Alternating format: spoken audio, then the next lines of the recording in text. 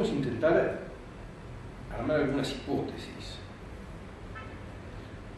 Una hipótesis es la que tiene que ver con las capacidades de eso que llamamos peronismo para naturalizar situaciones de descomposición. Quiero decir, cosas que vistas retrospectivamente nos hubieran parecido intolerables, al imaginar a la Argentina como país, hoy nos parecen absolutamente naturales. Que nos hubieran parecido intolerables, quiero decir, en el imaginario de la Argentina de los 60, un 25% de pobreza estructural era intolerable. En el imaginario de la Argentina de los 60, la posición de la educación pública, comparativamente con la educación pública en otros países latinoamericanos, hubiera sido intolerable. En la Argentina, en el imaginario de la Argentina de los años 60, el modo de uso y la degradación de los espacios públicos urbanos hubieran parecido intolerables. De algún modo estamos viviendo en un país que nuestros padres, o en el caso de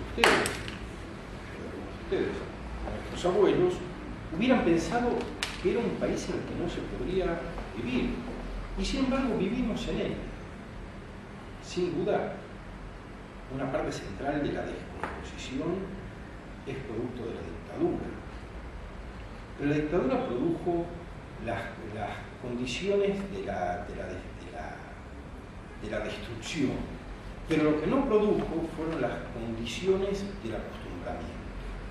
Y sin embargo, en las últimas 2 o 3 décadas, hay un discurso político que creó las condiciones de acostumbramiento. Algo ocurre por lo cual nada de lo intolerable es intolerable. Y pensémoslo en periodos más cortos. Para cualquiera de nosotros, la idea de que todas las noches cientos o miles de personas salen a juntar basura en la ciudad de Buenos Aires era una idea impensable. Hace 10 años era algo que no podía ocurrir. Y hace más de 10 años que esto ocurre todas las noches y hay chicos arrastrando carros con decenas de kilos de basura y de papel por toda la ciudad.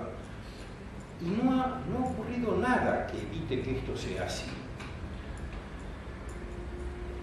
Lo que quiero decir, yo no puedo dar una respuesta acerca de por qué es así, pero a mí me llama la atención que los 20 centavos en el aumento del boleto de transporte público en Brasil hayan desencadenado, hayan exhibido una serie de insatisfacciones respecto de lo que está ocurriendo con el país y que evidencias que son muchas veces muy dramáticas de la descomposición se nos vuelven naturales. Hay algo que nos lleva a naturalizar la pobreza, la corrupción, la mala calidad de los servicios públicos, las infraestructuras. Quiero decir, todos hemos oído, y por supuesto que hay relatos mitificadores del pasado, etc., pero muchos de ellos no son mitificadores, son muy sencillamente verificables. El funcionamiento de los trenes suburbanos en los años 50, 60, 70 y las condiciones en las que se transporta la gente hoy en día. ¿Por qué tuvo que ocurrir el accidente de Once para que alguien posara la mirada sobre eso como un problema que debe ser resuelto? Y cómo aún después del accidente de Once sigue sin resolverse, porque han pasado 2 años, bueno, 1 año y medio, febrero de 2012, bueno, 1 año y medio. Y las condiciones en las que las personas se transportan en los trenes no han mejorado en absoluto. Yo creo que hay algunas cosas que deberíamos pensar. Una es, en la medida en que un Estado se vuelve normal, se normaliza, se naturaliza, lo primero que desaparece es la idea de que eso debe ser cambiado. Es decir, esto que yo llamo la interferencia con los cambios inerciales, que es una interferencia que es la que hicieron los brasileños. Salieron a interferir con el sentido de las cosas. Todo parecía que iba muy bien. Íbamos a tener el Mundial y después las Olimpiadas, incorporamos 40 millones de personas a la clase media, el consumo aumentaba y todo iba a seguir así, y de pronto alguien tomó ese vector que venía del pasado e iba al futuro con una flecha de progreso y bienestar y no sé qué, y la torció, e hizo que alguien dijera, de ese modo no, algo hay para preguntar. ¿Qué dijo Dilma? Hay que escuchar, ¿no? Algo hay que escuchar. Bueno, para que alguien diga que algo hay que escuchar, hay alguien que dice, este vector que viene de un pasado hacia un futuro de este modo, tiene que ser interrumpido por alguna otra cosa. En Brasil, en Turquía, eso ocurrió. En Argentina no ocurre. No ocurre porque incluso, insisto, las manifestaciones de abril pasado, de noviembre, etc., no me dan la impresión de que sean un indicio de que hay que cambiar las grandes tendencias.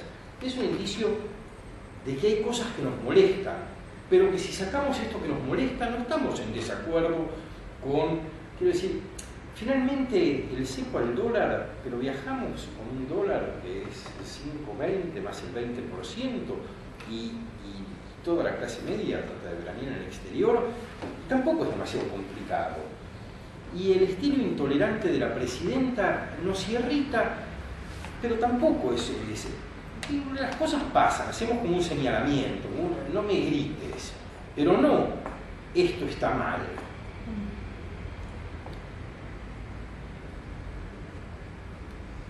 Si uno ve las estadísticas que se están manejando hoy, como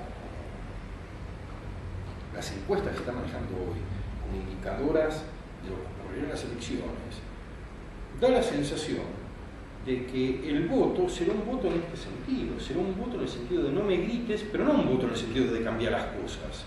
El voto a masa en la provincia de Buenos Aires no es un voto para incidir en el modo en el que la riqueza está distribuida en el país.